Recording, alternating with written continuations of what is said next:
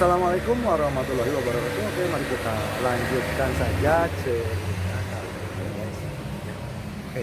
Bab 789 ada anggur malam ini, tapi tidak mabuk diam. Adegan itu benar-benar sunyi.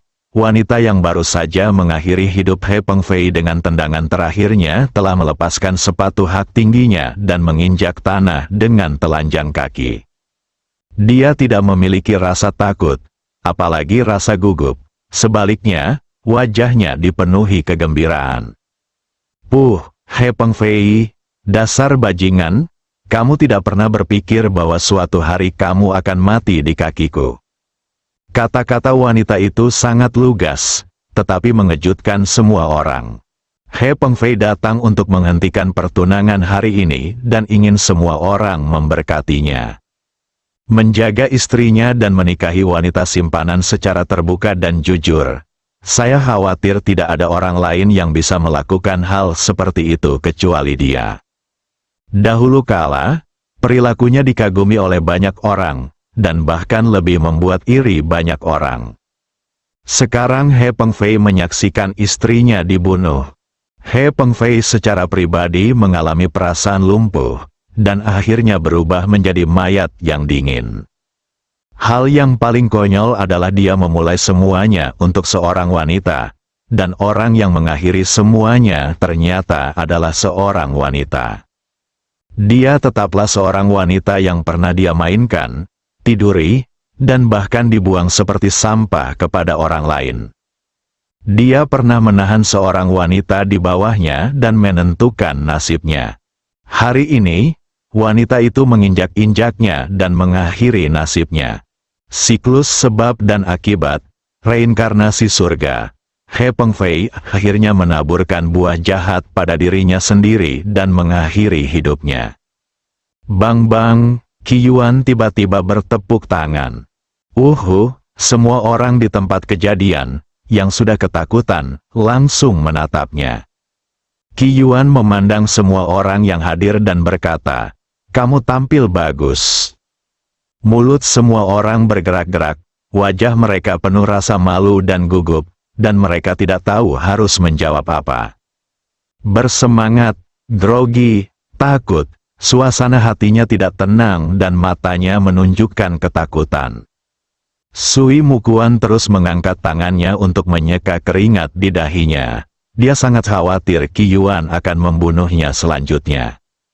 Jika ada di antara Anda yang masih ingin mencaplok keluarga Sui atau menjadi musuh keluarga Sui, silakan berdiri dan beritahu Presiden Long. Qi Yuan selesai berbicara dan memandang Long Qiang sambil tersenyum. Long Qiang juga memandang semua orang sambil tersenyum. Tapi semua orang begitu ketakutan hingga mereka merasa seperti akan kehilangan jiwa. Mereka menggelengkan kepala dengan cepat. "Tidak, kami tidak ingin menjadi musuh keluarga Sui." Dengan segala sesuatu di depannya, kecuali dia bodoh, siapa yang akan menjadi musuhnya? Bukankah itu mencari kematian? Qi Yuan menggelengkan kepalanya. "Tidak apa-apa, jika kamu ingin menjadi musuh, kami menyambutmu." Kepala semua orang bergetar seperti mainan kerincingan. "Dan kamu?" Qi Yuan menepuk Sui Mukuan, berdebar. Sui Mukuan dengan cepat berlutut di tanah. "Tidak, saya tidak berani lagi." Sekarang dia bahkan tidak berani bertarung sampai mati. Berdebar, semua orang di tempat kejadian sangat ketakutan sehingga mereka berlutut, menggelengkan kepala dan berkata, "Saya tidak berani lagi, kami bahkan tidak berani lagi." "Di mana hadiah yang kamu bawa hari ini? Apakah kamu belum memberikannya?" Qi Yuan bertanya sambil tersenyum.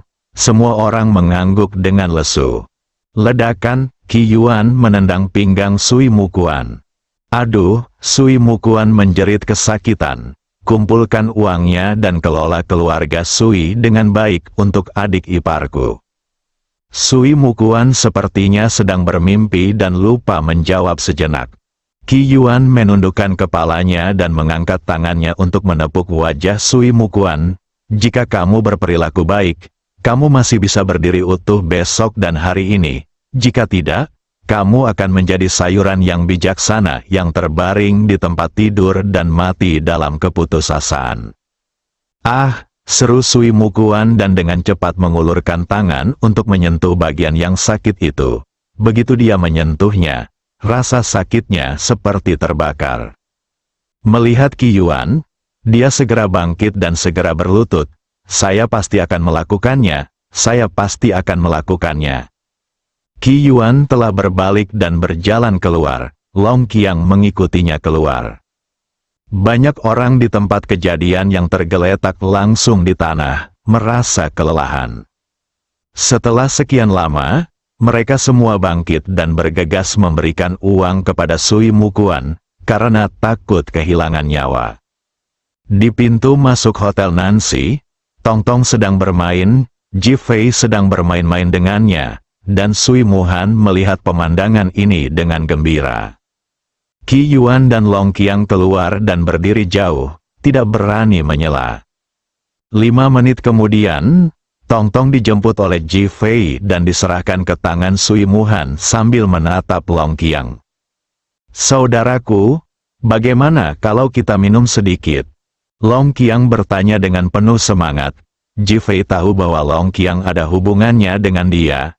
"Qi Yuan, buatlah pengaturan untuk Sui Dong dan Tong Tong." "Ya, Tuan." Setelah Qi Yuan selesai berbicara, dia segera memanggil Sui Muhan dan Tong Tong untuk check-in di lantai atas. Ji Fei dan Long Qiang akhirnya sampai di pantai, masing-masing membawa kotak bir. Letakkan di tanah, buka dan minum tanpa mengucapkan sepatah kata pun, dan minum ketiga botol itu dalam sekejap mata. Bum, bum, bum, mari kita bersama-sama membuang botol itu ke laut. Haha, mereka berdua tertawa pada saat yang sama, dan kemudian ada air mata di mata mereka. Ingatannya kembali ke 5 tahun lalu, Ji Fei kembali dari kota Ninghai untuk membalas dendam, dia menangis dan minum. Long Qiang ada di sisinya. Akhirnya saya tidur di pinggir pantai dan dibangunkan oleh deburan ombak yang tinggi. Ji Fei pergi, dan 5 tahun berlalu dalam sekejap mata. Saudaraku, kamu kembali kali ini, kamu seharusnya berkembang dengan kuat, kan?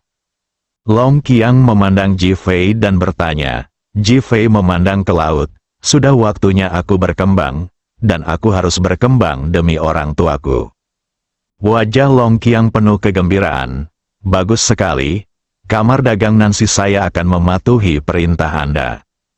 Ji Fei langsung menggelengkan kepalanya, menatap Long Qiang, melihatnya beberapa kali dan berkata, apakah kamu bahkan ingin berbohong padaku? Long Qiang tercengang, saudaraku, apa maksudmu? Kamar dagang Nancy adalah industri lontang, kan?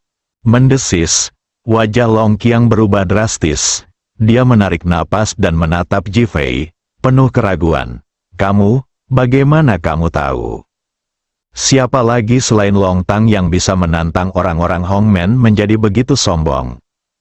Long Qiang menggaruk kepalanya karena malu. Katakan padaku, apa yang diminta pria misterius itu padamu?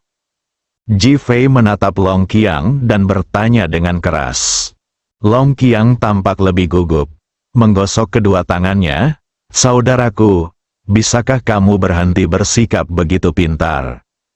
Mata Ji Fei tiba-tiba melebar, dan Long Qiang sangat ketakutan sehingga dia dengan cepat mengubah nadanya. Jika airnya jernih, tidak akan ada ikan, sulit bagi kami untuk berurusan denganmu dalam keadaan sadar. Kamu terlalu banyak bicara, jika kamu adalah musuhku, kamu pasti sudah mati sekarang. Long Qiang menggaruk kepalanya tanpa daya dan berkata lama sekali, pria misterius itu baru saja memintaku untuk mengembangkan kamar dagang Nancy dan menyerahkannya kepadamu di masa depan. Tidak ada penjelasan lain. Itu saja, Ji Fei bertanya dengan ragu. Long Qiang mengangguk, itu dia. Patah, Ji Fei mengangkat tangannya dan menamparkan kepala Long Qiang. Aduh, Long Qiang menjerit dan mengusap kepalanya. Meskipun dia masih seorang pria keren yang mengenakan jaket, dia telah kehilangan sikap kerennya dan bahkan terlihat seperti keset. Kamu benar-benar mengikuti mereka untuk membodohiku? Ji Fei bertanya dengan dingin. Wajah Long Qiang berubah warna menjadi pare. Saudaraku, ini benar, mengapa kamu tidak bertanya pada orang misterius itu? Ji Fei mengangkat tangannya lagi, tapi Long Qiang sudah melompat menjauh. Tangkap jiwanya dan biarkan dia menjelaskannya padamu. Wajah Ji Fei menjadi gelap sesaat, dan kemudian ada rasa sakit di wajahnya. Long Qiang, tolong terus bertanggung jawab atas kamar dagang Nancy. Saya akan datang kepada Anda saat saya membutuhkannya. Ji Fei berdiri dan sudah berjalan menuju mobil. Ada anggur malam ini, tapi tidak mabuk. Bab 790. Ini pamanku. Ji Fei masuk ke dalam mobil dan Long Qiang mengemudi. Tapi mata kedua orang itu sedikit lembab. Ji Fei tidak peduli dengan kata-kata tidak sopan Long Qiang tentang penangkapan jiwa, karena dia tahu bahwa Long Qiang juga penuh kerinduan akan kematian pria misterius di dalam hatinya. Kedua orang itu, jika bukan karena pria misterius itu, pasti sudah mati. Meski lintasan pertumbuhan mereka berbeda, mereka berdua seperti anak dari orang misterius, dan keduanya saling menyayangi seolah-olah mereka adalah saudara. Terutama Long Qiang, yang bermarga Long, Ji Fei yang sudah mengetahui bahwa pria misterius itu adalah Long Aotian, juga mengetahui bahwa Long Aotian sangat mencintai Long Qiang dan menganggapnya sebagai anak kandungnya. Dan Long Aotian memperlakukan dirinya lebih baik daripada putranya sendiri, yang dilatih untuk menjadi penguasa Aula Naga. Perasaan ini sangat menyentuh. Kembali ke lantai bawah Hotel Nancy, Anda dapat membawa orang kembali. Segalanya di sini sudah selesai. Saya tidak ingin menimbulkan terlalu banyak masalah. Setelah Ji Fei selesai berbicara, dia turun dari mobil dan naik ke atas. Long Qiang mengangkat tangannya untuk menyeka sudut matanya, mengeluarkan ponselnya, menelepon, dan memberitahu semua orang untuk segera pergi, dan dia mengikutinya. Kamu tidak bisa tidak menaati kakakmu. Ji Fei naik ke 999 kamar pribadinya, menggesek kartunya dan masuk, dan tertegun. Sui Muhan dan Tong Tong sedang duduk di sofa sambil menonton TV, seperti menantu kecil dan anak perempuan menunggu kepulangan suaminya, dengan rasa kehangatan kekeluargaan yang kuat. Ji Fei tertegun dan mengira dia keluar dari kamar. Dia bahkan segera keluar, ingin memastikan dia benar-benar masuk ruangan yang salah. Tapi tentu saja tidak. Ini bukankah dia meminta Qi Yuan untuk mengatur kamar? Bagaimana kamu mendapatkan kamarmu sendiri? Ayah, kamu kembali. Tong Tong melompat ke tanah dan berlari menuju Ji Fei. Ji Fei tidak ingin menyakiti anak itu, jadi dia segera membuka tangannya dan menggendong Tong Tong di pelukannya. Sui Muhan sudah berdiri, tapi wajahnya memerah karena sedikit rasa malu. Tong Tong ingin tinggal di kamarmu, Qi Yuan dan aku tidak punya pilihan selain menunggumu di kamarmu. Ji Fei terdiam.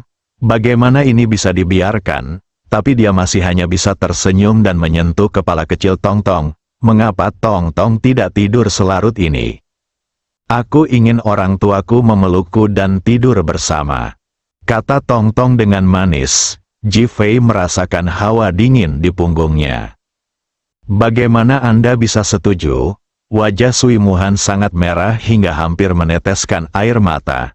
Dia menundukkan kepalanya dan tidak berkata apa-apa, bahkan tidak memiliki keberanian untuk mengangkat kepalanya.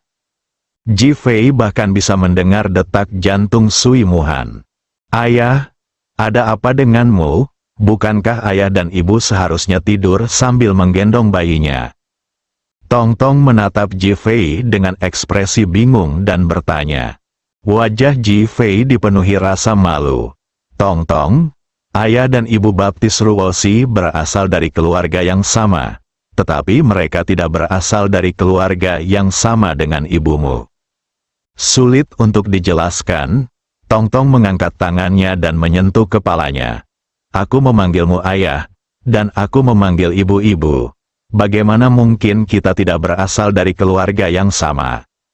Sui Muhan sebenarnya berpikir untuk bisa bersama Ji Fei pada saat tertentu. Selama Ji Fei tidak membencinya, dia tidak peduli dengan identitas atau reputasinya. Terutama yang terjadi hari ini, jika Ji Fei tidak datang ke sini, dia, Sui Muhan, akan menjadi lelucon yang dianggap semua orang sebagai lelucon. Namun Ji Fei sudah menolak, yang membuat hatinya yang bangga merasa frustrasi. Tongtong, ayah bukan ayah kandungmu, aku ibu kandungmu, jadi kita tidak bisa bersama. Setelah Sui Muhan selesai berbicara, dia mengulurkan tangannya untuk memeluk Tongtong. Wow! Tongtong langsung menangis. Ayah adalah ayah kandungku, aku menginginkan ayah ini. Dia memegang erat leher Ji Fei dengan tangan kecilnya, menolak membiarkan Sui Muhan membawanya pergi. Tangan Sui Muhan yang terulur membeku di udara, dan Ji Fei juga bingung. Akhirnya, dia melambaikan tangannya pada Sui Muhan dan berkata, Tongtong, kamu tidur dulu. Ayah akan mandi dan tidur nanti. Oke, aku akan menunggu ayah. Setelah Tongtong selesai berbicara, dia membuka tangan kecilnya dan bergegas menuju Sui Muhan. Ji Fei mengedipkan mata pada Sui Muhan dan memintanya membujuk anak itu untuk segera tidur. Sui Muhan sangat bingung sehingga dia memeluk Tongtong ke kamar dengan ekspresi malu di wajahnya. Melihat jejak Ji Fei tertidur di ranjang, Sui Muhan merasakan jantungnya berdebar kencang. Apakah kamu benar-benar ingin tidur di tempat tidur ini? Apakah dia akan tidur di sini? Bu, ayo buka baju kita dan tidur. Ayah akan segera datang. Buka bajumu. Sui Muhan merasa seluruh tubuhnya sedikit kaku. Sambil menghela nafas panjang, oke, berhenti bicara dan tidurlah. Sui Muhan meletakkan Tongtong di tempat tidur, lalu berbaring bersama Tongtong. Ji Fei di sisi lain sedang duduk di sofa tanpa mandi. Agak risih dia mandi sendiri sekarang, karena takut Tongtong tiba-tiba habis. Waktu berlalu, dan tiba-tiba terdengar teriakan nyaring, Ayah, apakah ayah sudah selesai mandi? Ji Fei berdiri dan berlari ke kamar mandi. Dia khawatir Tongtong akan kehabisan dan melihat dia belum mandi. Tongtong, ayah tidak bisa mendengarku mandi, cepatlah tidur. Sui Muhan membujuk dari samping. Tongtong berhenti berteriak, rasa kantuk menghampirinya, dan dia perlahan tertidur. Ji Fei tinggal di kamar mandi selama 2 jam. Dia memperkirakan Tongtong dan Sui Muhan sudah tertidur. Kemudian saya mengeringkan diri dan bersiap untuk keluar. Sedihnya, dia mendapati bahwa dia tidak membawa pakaian ganti apapun. Dia bosan dengan jubah mandi di sini dan tidak ingin menggunakannya. Akhirnya saya cukup membungkusnya dengan handuk mandi dan keluar. Hasil dia melihat mata berair Sui Muhan jatuh tepat ke tubuhnya. Ji Fei dengan cepat menundukkan kepalanya. Untungnya, bagian-bagian penting tertutup, tapi ini. Sui Muhan dengan cepat menundukkan kepalanya dan berbalik. Meskipun Ji Fei telah melihatnya ketika dia terluka, melihatnya sekarang masih penuh rasa malu. Ji Fei dengan cepat menemukan pakaian dan menggantinya. Baiklah. Sui Muhan mengangguk, lalu perlahan mengangkat kepalanya dan membuka matanya. Ji Fei memandang Sui Muhan di depannya. Gerakan lembutnya tampak lebih menawan dan penuh kelembutan tak terbatas, bahkan membuatnya merasakan dorongan yang tak bisa dijelaskan di dalam hatinya. Ini jelas merupakan wanita terbaik, ini jelas merupakan MILF terbaik. Tetapi dia segera menahan amarahnya dan duduk di sofa di sebelahnya. Saya punya rumah dan istri, jadi saya tidak bisa menghujatnya. Sui Muhan telah berdiri dan membungkuk kepada Ji Fei. Terima kasih, Tuan Ji, karena telah menyelamatkan hidup Anda. Ji Fei tampak sedikit tidak nyaman dengan rasa terima kasih Sui Muhan dan segera berdiri. Sama-sama, kami berteman. Mata Sui Muhan langsung basah. Teman, itu membuatnya merasa hangat. Hanya biarkan dia merasakan bahwa hati masing-masing semakin terpisah.